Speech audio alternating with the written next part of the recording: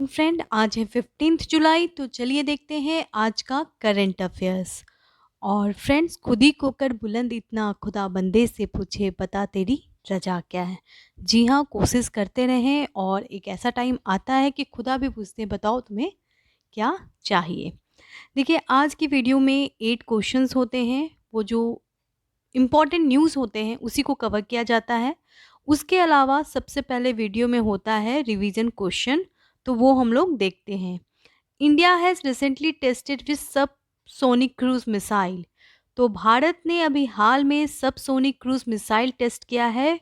कौन सा? तो जी हाँ, ये है निर्भय। निर्भय सब सोनिक क्रूज मिसाइल है, तो बहुत ज़्यादा इम्पॉर्टेंट है और ये न्यूज़ में बना हुआ है तो जानना जरूरी है। देखिए, निर्भय जो है सबसोनिक क्रूज मिसाइल है जो कि टेस्ट किया गया है उड़ीसा के कोस्ट से। और ये 1000 किलोमीटर इसका रेंज है, जो कि इम्पॉर्टेंट है एग्ज़ाम के लिए। और ये मिसाइल जो टेस्ट किया गया है ये डीआरडीओ के द्वारा किया गया है बालासोर उड़ीसा में। तो ये इम्पॉर्टेंट न्यूज़ है। सबसोनिक क्रूज मिसाइल क्या होता है, मैंने आपको बताया था वीडियो में कि क्रूज मिसाइल क्या होता है। देखिए, क्रूज मिसाइल वो मिसाइल होते हैं जिनके टारगेट पहले ही फिक्स्ड किए जाते हैं और ये बताया जाता है कि कितनी दूर तक इसे, कहाँ तक जाना है, कहाँ तक गिरना है। ठीक है। उसके अलावा भी बहुत सारी मिसाइल इंडिया बनाती है, जैसे सरफेस टू एयर मिसाइल, पृथ्वी, अग्नि। चलिए आते हैं करंट अफेयर सीरीज में। आपका बहुत स्वागत है। Question number 1, which Indian American tennis player has created history for winning the junior championship title of Wimbledon. जी हाँ, विबिल्डन के जूनियरशिप टाइटल कौन जीता है? तो विबिल्डन मैच चल रहा है और उसका टूर्नामेंट खत्म हो गया है, तो उसमें कौन जीते हैं जरा देख लेते हैं। तो देखिए, इंडियन अमेरिकन जो हैं समीर बैनर्जी, उन्होंने जीता है junior championship title of विबिल्डन। Sameer Banerjee जो हैं वो जूनियर विबिल्डन बॉयज़ टाइटल जीते हैं।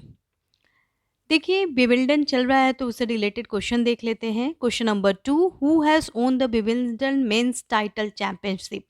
तो जी हाँ, मेन टाइटल कौन जीता है? नोवेक नोवेक डजोकोविक। नोवेक डजोकोविक कौन है? बहुत ही रिनाउंड फेस हैं, जाने जाते हैं। और ये एक्चुअली सर्बिया के हैं और इन्होंने बीट्स किया है मैचियो बेरेटिनी को। तो याद रखिए, मैचियो बेरेटिनी को कौन हराया है? नोवेक डजोकोविक। देखिए, अगर हम विबिल्डन की बात करें तो नाम याद आता है रोगर फेडरर का, क्योंकि इन्होंने 8 टाइम्स विबिल्डन का टाइटल जीता है। तो क्वेश्चन आएगा आपसे कि कौन से प्लेयर है जो सबसे ज़्यादा विबिल्डन टाइटल जीते हैं? तो वो है रोगर फेडरर, जो कि विबिल्डन टाइटल 8 टाइम्स जीते हैं। और ये जो टाइटल जीता गया है वो सिंगल में भी जीते हैं और डबल यानी किसी और के साथ खेलकर भी जीता गया है। तो याद रखिए रोगर फेडरर को। क्वेश्चन नंबर 3 पे आएंगे। आज क्रिकेट से ही रिलेटेड है ये क्वेश्चन। Who become the first batsman score 14,000 run in T20 cricket. जी हाँ, T20 क्रिकेट में 14,000 रन बनाकर पहले बैट्समैन बन गए हैं। जी हाँ, ग्रीस गेल। ग्रीस गेल को तो खैर आप जानते ही होंगे, वेस्ट इंडीज़ के बहुत ही रिनाउंड खिलाड़ी हैं और बहुत ही अच्छे खिलाड़ी हैं, जॉय मूड के लिए जाने जाते हैं ग्रीस गेल। क्वेश्चन नंबर 4 पे आएंगे। क्वेश्चन नंबर 4 भी क्रिकेट से रिलेटेड है। Which world cup will be 14 team event as declared by International Cricket Council. ICC ने डिक्लेयर किया कि कौन सा वर्ल्ड कप होगा जिसमें 14 टीम होंगे, 14 खिलाड़ी होंगे। जनरली 11 प्लेयर होते हैं, इसमें 14 खिलाड़ी होंगे। तो वो है वर्ल्ड कप 2027। 2027 वर्ल्ड कप में 14 प्लेयर्स होंगे, तो बहुत इंपॉर्टेंट है, याद रखें 2027 वर्ल्ड कप। क्वेश्चन नंबर 5 पे आएंगे। What is the India's inflation rate in June 2021। India का क्या है इन्फ्लेशन रेट जून 2021 में, यानी भारत का महंगाई दर क्या है? तो भारत का महंगाई दर है 6.25। देखिए, बहुत इंपॉर्टेंट न्यूज़ है इसलिए कवर किया जा रहा है। और इसलिए इम्पॉर्टेंट है क्योंकि इन्फ्लेशन जो होता है, महंगाई दर, वो बहुत ज़्यादा मायने रखता है। इन्फ्लेशन आप जानते हो, महंगाई किस पे डिपेंड होता है? Demand pull and cost push factor पे। और अभी हाल में ये रिपोर्ट दी गई है Ministry of Static and Programme Implementation के द्वारा। इन्फ्लेशन क्या है इंडिया का? Retail inflation. आपसे सवाल आएगा कि भारत में इन्फ्लेशन को डिटरमाइन करने वाली बॉडी कौन सी है, कौन सी मिनिस्ट्री इन्फॉर्मेशन देती है? तो वो मिनिस्ट्री है Ministry of Statistics and Programme Implementation. वो बताती है कि भारत का इन्फ्लेशन रेट क्या है, महंगाई दर क्या है। देखिए, इन्फ्लेशन की बात की जाए तो Ministry of Statistics and Programme Implementation minister कौन है, ये भी आ सकता है क्वेश्चन। तो वो है राव इंद्रजीत सिंह। जी हाँ, राव इंद्रजीत सिंह मिनिस्टर हैं स्टैटिक्स एंड प्रोग्राम इम्प्लीमेंटेशन के। देखिए, अगर हम लोग इन्फ्लेशन की बात करते हैं तो अभी हाल में आज ही सुबह का ये न्यूज़ है, नरेंद्र मोदी जी ने अनाउंस कर दिया है कि वो 7th पे कमीशन से ओके हैं और जो सेंट्रल गवर्नमेंट के एम्प्लॉई हैं उनको डीए यानी डियरनेस अलाउंस, हिंदी बहुत अच्छा है इसका, महंगाई भत्ता दर जो होता है वो उन्होंने बढ़ा दिया है।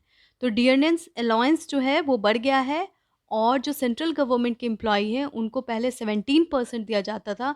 अब इस लॉ के आने से क्या होगा, उनको 27% मिलेगा।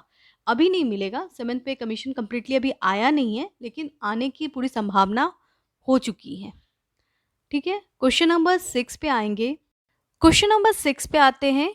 और फ्रेंड्स, अगर वीडियो अच्छा लगे तो लाइक कर दें, शेयर कर दें और चैनल को भी सब्सक्राइब कर दें अगर आपने नहीं किया है, क्योंकि यहाँ पे करंट अफेयर सीरीज अवेलेबल है, आपको डेली करंट अफेयर मिलेगा, तो प्लीज़ सपोर्ट करें। क्वेश्चन नंबर 6 पे आते हैं। कौन सी कंपनी ने अभी हाल में सेंड किया है यानी भेजा है 10th petrol 8I aircraft Indian navy को? तो कौन सी कंपनी है जो 10th P8I एयरक्राफ्ट भेजा है? तो वो है बोइंग।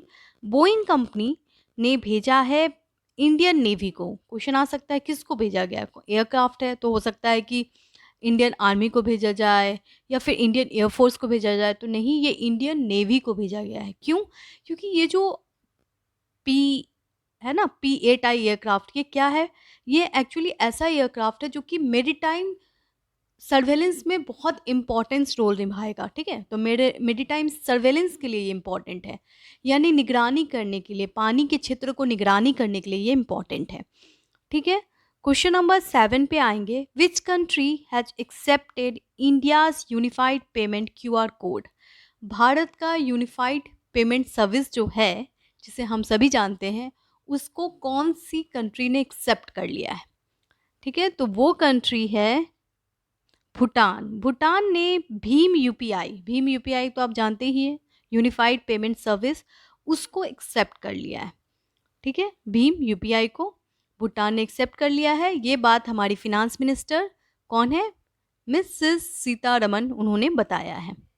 देखिए, भूटान के प्राइम मिनिस्टर कौन है? वो है लोते तसिंग। और इंडिया और भूटान का रिलेशन बहुत ही अच्छा है।